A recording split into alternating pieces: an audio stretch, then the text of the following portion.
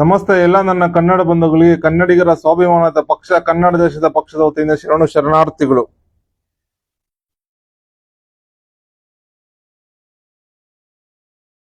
ಮೊನ್ನೆ ಒಂದು ಆನೆಕಲ್ಲಲ್ಲಿ ಒಂದು ಘಟನೆ ನಡೆಯುತ್ತೆ ಭಾರತೀಯ ಸ್ಟೇಟ್ ಬ್ಯಾಂಕ್ ಅಲ್ಲಿ. ಅಲ್ಲಿನ ವ್ಯವಸ್ಥಾಪಕರು, ಆ ಶಾಖೆಯ ವ್ಯವಸ್ಥಾಪಕರು ಒಬ್ಬ ಹಿಂದಿಯವ್ರು ಇರ್ತಾರೆ, ಹಿಂದಿ ಭಯೋತ್ಪಾದಕಿ. ಅಂದ್ರೆ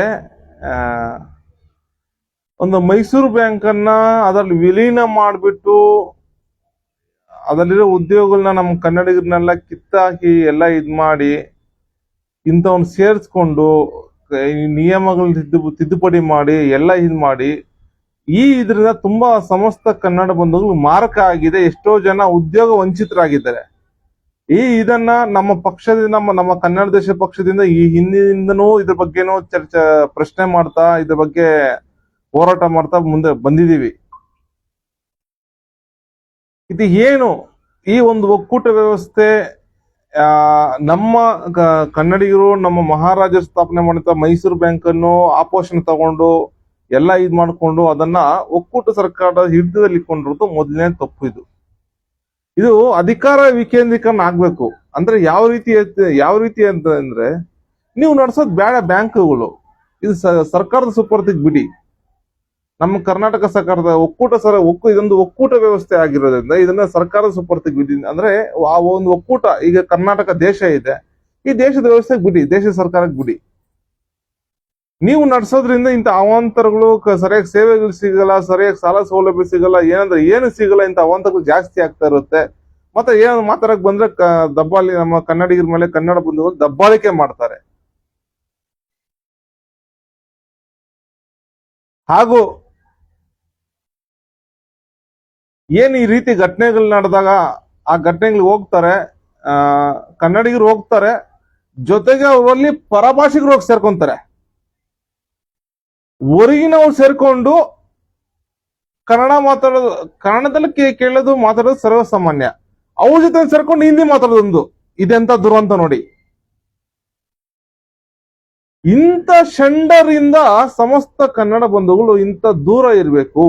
ಅಂದ್ರೆ ಕನ್ನಡ ಸಂಘಟನೆಗಳಲ್ಲಿ ಅಥವಾ ಮತ್ತೊಂದು ಹೋರಾಟಗಾರರಲ್ಲಿ ಅಥವಾ ನಾಗರಿಕ ವೇದಿಕೆಗಳಲ್ಲಿ ಯಾರಾದ್ರೂ ಪರಭಾಷಿಕರು ಸೇರ್ಕೊಂಡು ಕನ್ನಡ ಅಲ್ಲದೆ ಅವರದೇ ಭಾಷೆಯಲ್ಲಿ ಉತ್ತರ ಕೊಡ್ತಾರಲ್ಲ, ಇಂಥವ್ರಿಂದ ಸಮಸ್ತ ಕನ್ನಡ ಬಂಧುಗಳು ದೂರ ಇರಬೇಕು.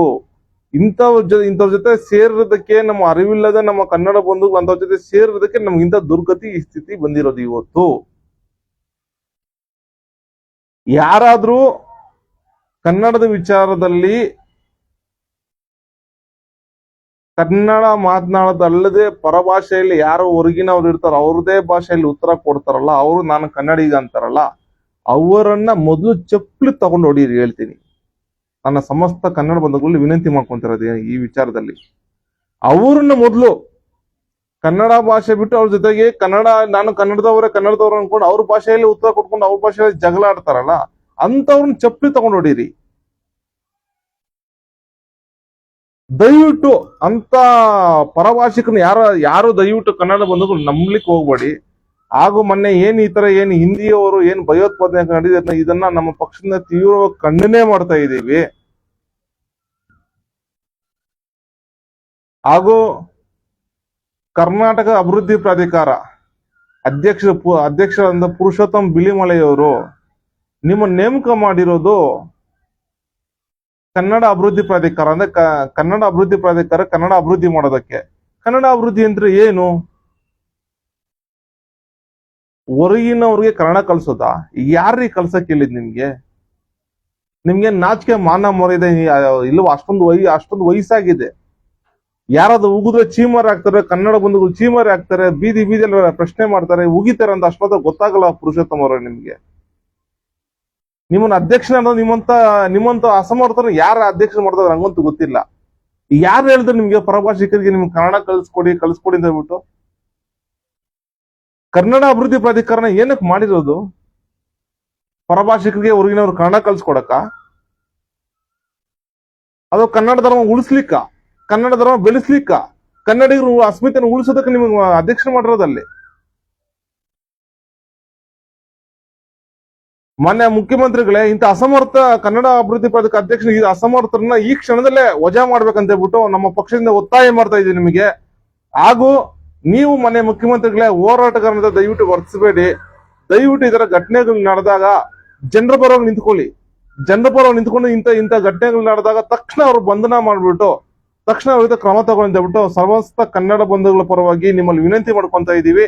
ಹಾಗೂ ಏನೀಗ ಸಮಸ್ತ ಎಲ್ಲಾ ಬ್ಯಾಂಕ್ಗಳಲ್ಲೂ ಏನ್ ನಡೀತಾ ಇದೆಯಲ್ಲ ಹಣಕಾಸು ಸಂಸ್ಥೆಗಳಲ್ಲಿ, ಇದರಲ್ಲಿ 100% ನಮ್ಮ ಕನ್ನಡ ಬಂಧುಗಳಿಗೆ ಉದ್ಯೋಗ ಕೊಡಬೇಕು ಅನ್ನೋ ನೀತಿ ಜಾರಿಗೆ ತಂದೆ ಅಂತ ಹೇಳ್ಬಿಟ್ಟು ಸಮಸ್ತ ಕನ್ನಡ ಬಂಧುಗಳ ಪರವಾಗಿ ಮಾನ್ಯ ಮುಖ್ಯಮಂತ್ರಿಗಳಲ್ಲಿ ಸಿದ್ದರಾಮಯ್ಯನವರಲ್ಲಿ ಹಾಗೂ ಉಪಮುಖ್ಯಮಂತ್ರಿ ಶಿವಕುಮಾರ್ ಅವರಲ್ಲಿ ಸಮಸ್ತ ಕನ್ನಡ ಬಂಧುಗಳ ಪರವಾಗಿ ಆಗ್ರಹ ಮಾಡ್ತಾ ಇದ್ದೀವಿ.